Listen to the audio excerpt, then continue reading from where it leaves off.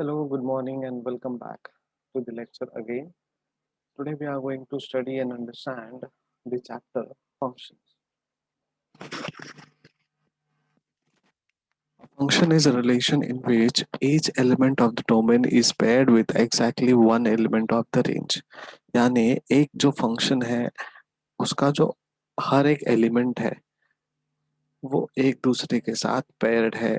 ठीक है.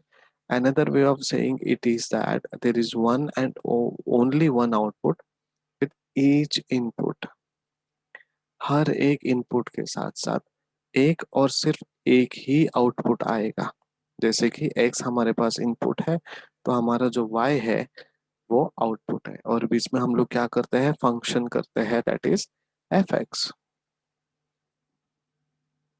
सो functions notation. Function के नोटेशन कैसे होते हैं आज हम लोग सिर्फ यही देखने वाले हैं कि फंक्शंस क्या है, फंक्शन के बेसिक्स क्या है. ठीक है. हम में से कुछ लोगों ने 11th और 12th में मैथ्स नहीं लिया होगा तो उनको नहीं पता है कि फंक्शंस में क्या क्या चीजें हैं. ठीक है. तो इसलिए आज हम थियोरेटिकल पार्ट ले रहे हैं. हम फॉर्मूलाज देखेंगे कुछ चीजें फंक्शंस में क्या क्या लेटर्स आते हैं क्या क्या फॉर्मूलाज के कंटेंट है आज वो देखेंगे एंड देन नेक्स्ट लेक्चर में हम प्रैक्टिकल सॉल्व करने की कोशिश करेंगे. सो फंक्शन नोटेशन में हमारे पास y है जिसका आउटपुट हमें डिराइव करना है और हमारे पास क्या दिया गया है x इनपुट हमें दिया गया है और नेम ऑफ फंक्शन f. ठीक है. सो क्वेश्चन में कभी आपको इनपुट डिराइव करने के लिए बोलेंगे या कभी आउटपुट डिराइव करने बोलेंगे. मोस्टली तो आपको y को फाइंड आउट करना है with the help of function और input. So we commonly call functions by letter because function starts with f. It is commonly used letter to refer to function. So function को हम commonly letter से denote करते हैं. f का मतलब है the right hand side of a function called f.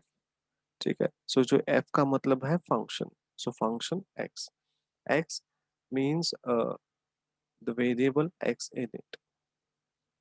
ठीक है. तो ये जो f और f के साथ जो x आता है जो x के अंदर जो वेरिएबल्स है वो हमें लेना है. लेकिन ये हो गया राइट हैंड साइड. जब हम लेफ्ट हैंड साइड देखते हैं तो the left side does not mean f times x like brackets usually do. It simply tells us what is on the right hand side. So the left hand side of this equation is the function notation. It tells us two things. We call the function f and the variable in the function x. Right. तो जो हमारे left hand side में है वो functions है और functions के x का जो वेरिएबल वैल्यू है वो है और लेफ्ट हैंड साइड में जो है वो हमें न्यूमेरिकल्स है जिसके थ्रू हमें ये फाइंड आउट करना है कि हमारा जो आंसर है एक्स का वो क्या है. तो यहाँ पे अलग अलग चीजें दिए हैं वेरिएबल एक्स जिनको हम बोलेंगे independent variable and variable y independent sorry dependent variable. Why variable x is called independent variable? Because उनके बारे में इंफॉर्मेशन हमें हमेशा ही दिया गया है. ठीक है. लेकिन y का जो वेरिएबल है वो डिपेंडेंट है किसी न किसी के थ्रू. या वो x से डिपेंड है या फिर फंक्शन से डिपेंडेंट है या फिर उसका जो आंसर डिराइव करते हैं वो किसी और वेरिएबल के हेल्प से डिवाइड करते हैं या फिर डिराइव करते हैं या फिर फाइंड आउट करते हैं. इसलिए हम लोग y वेरिएबल को डिपेंडेंट वेरिएबल कहते हैं. अगर आप में से किसी ने मैथ्स किया है और if you would like to explain us तो प्लीज मैसेज या फिर बता दीजिए कि सर मुझे पता है मैं और थोड़ी डिटेल में एक्सप्लेन कर सकता हूँ या कर सकती हूँ. अगर आप में से कोई ऐसे टैलेंटेड है तो you can message me chat box में. आप पर्सनली मैसेज करो या फिर एवरीवन के लिए मैसेज करो. We can have a two way communication. Then third, for convenience we use fx instead of y. हमारे कन्वीनियंस के लिए हम y के जगह में क्या करते हैं fx का इस्तेमाल करते हैं. अब f ब्रैकेट x ऐसे बोलते नहीं है नॉर्मली. ठीक है. या फिर fx भी बहुत कम बोलते हैं लोग. फंक्शन x बोलते हैं बेसिकली. ठीक है. सो y डिपेंडेंट वेरिएबल है और y के जगह में हम फंक्शन x का इस्तेमाल करते हैं. The ordered pair in new notation becomes xy is equal to x function x. तो नॉर्मली हम लोग जब ग्राफ देखते हैं तो एक्स एक्सिस होता है, वाई एक्सिस होता है, ठीक है। तो हम एक्स वाई लिखते हैं, बट यहाँ पे फंक्शंस में हम क्या करेंगे, F comma function x, sorry x comma function x. तो हमारे पास इंफॉर्मेशन आ गई, डिपेंडेंट वेरिएबल, इंडिपेंडेंट वेरिएबल, और हमारे कन्वीनियंस के लिए हमने वाई को रिप्लेस किया फंक्शन एक्स के साथ। अब रिप्रेजेंटेशन ऑफ ग्राफ, ग्राफ का रिप्रेजेंटेशन कैसे हो सकता है, वर्बली हो सकता है। देखिए ये एक्स एक्सिस है, ये वाई एक्सिस है, यहाँ पे ये न्यूमेरिकल है, ये ग्राफ है, ये बार है, राइट। देन न्यूमेरिकल भी हो सकता है टेबल के थ्रू, हमने टेबल ड्रॉ किया और ग्राफ के जो भी इंफॉर्मेशन है हमने वो बता दी। विजुअली भी हमने बता दिया कि ड्रॉ करके दे दिया, देखिए ये ग्राफ है, नाउ यू कैन स्टडी। फिर एल्जेब्रिकली भी होता है बाय एन एक्सप्लिसिट फॉर्मूला, ठीक है। तो बेसिकली हम यहाँ पे क्या करेंगे, एल्जेब्रिकली हम सॉल्व करेंगे। देन कुछ चीजें हैं, domain, codomain and range of a functions. तो let f a to b be the function, then set a is called the domain of f and set b is called the codomain of f. The set of those elements of b which are related by element of a is called range of, or image of set a under f and is denoted by fa.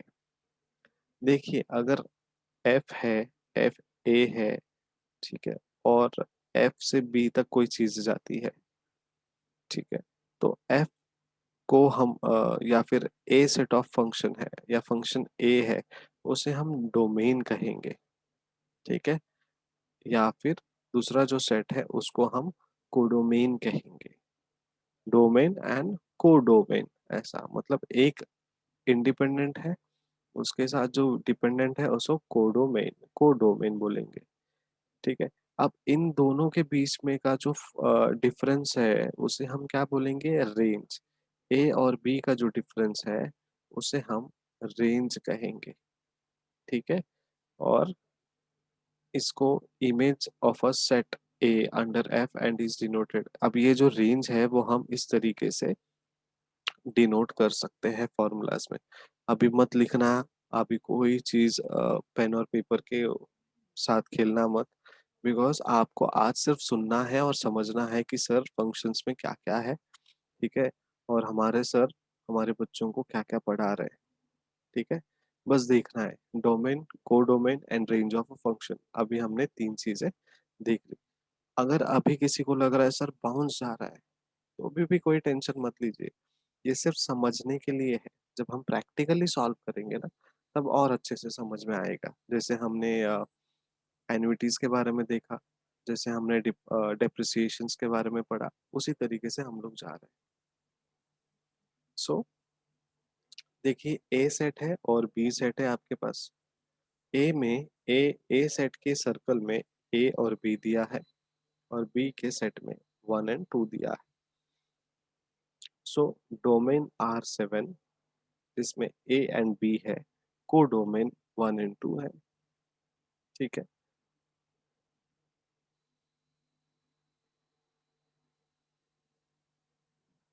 ये देखिए यहाँ पे domain R7, यहाँ पे ये domain है R7, A and B है, ये ए एंड बी है ए के सेट में।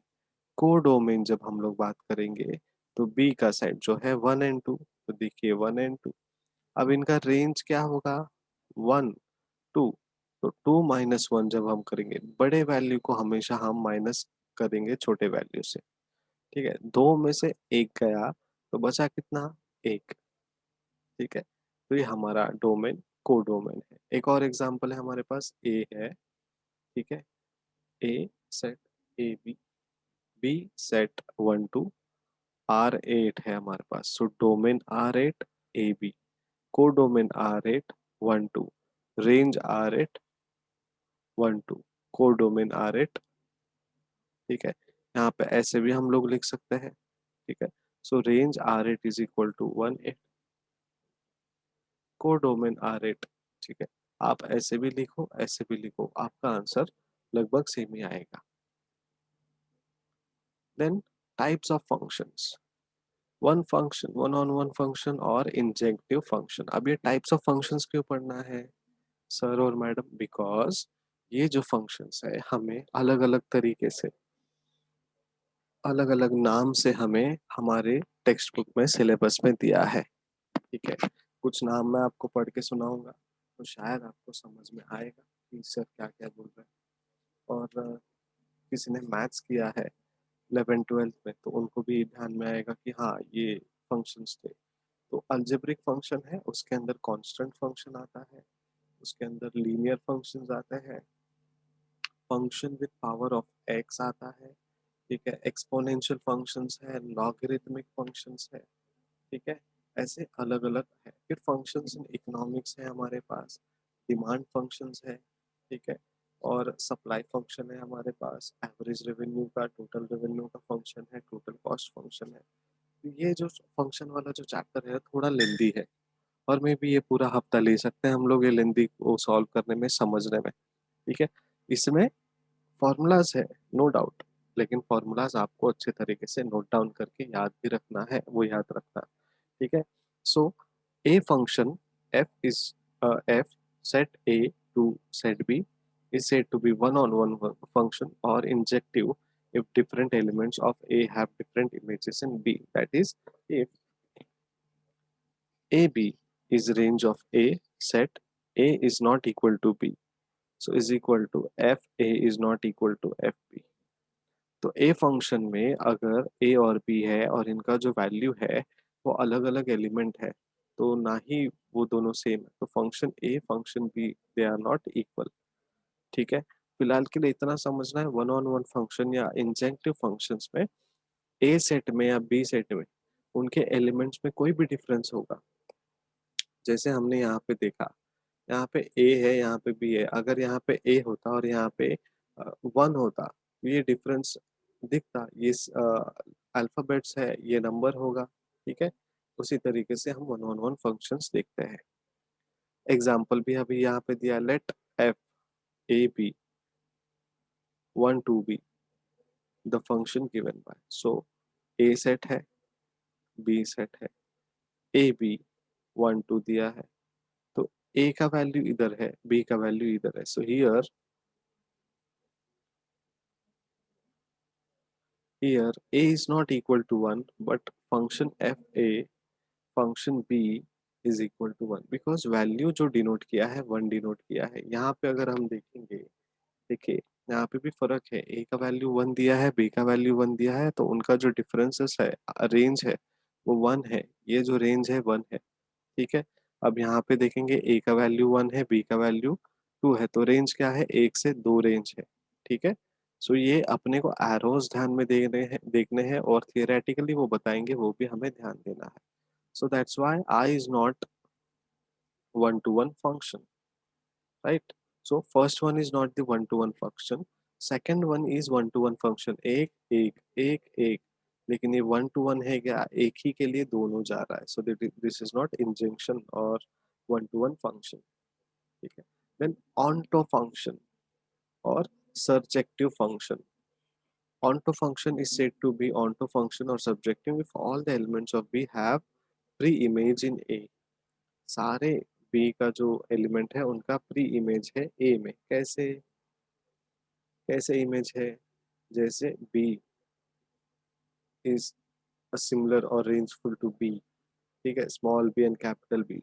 so, इस तरीके से दोनों जो फंक्शन है सिमिलर होंगे। ठीक है, ऑन्टो फंक्शन में क्या बोला है कि all the elements of B have pre image in A, ये जो भी एलिमेंट है उनका प्री इमेज है। अब ये ए से बी एरो जा रहा है और ऑन्टो में क्या करेंगे, बी से ए फंक्शंस में हम लोग जाएंगे, ए सेट में हम लोग जाएंगे। इसी तरीके से ये ऑन्टो फंक्शंस हमारे लिए रहता है। ठीक है, एक 2 मिनट का हम ब्रेक लेंगे और उस ब्रेक के बाद मैं फिर से एक और आपको पीडीएफ शेयर करूंगा। ठीक है, और उसमें हम और चीजें फंक्शंस के बारे में पढ़ेंगे। Take a break of 2 minutes. अगर कोई भी चीज आपको लगती है पूछना है तो यू कैन कमेंट करिए चैट बॉक्स में। बट थोड़ा सा ध्यान रखिए कि हम लोग अभी समझ रहे हैं, हम लोग ने अभी तक चैप्टर को हाथ ही नहीं लगाया, अब हम बेसिक्स में जा रहे हैं। अभी हमने किसी चैप्टर के कंसेप्ट को नहीं पढ़ा है।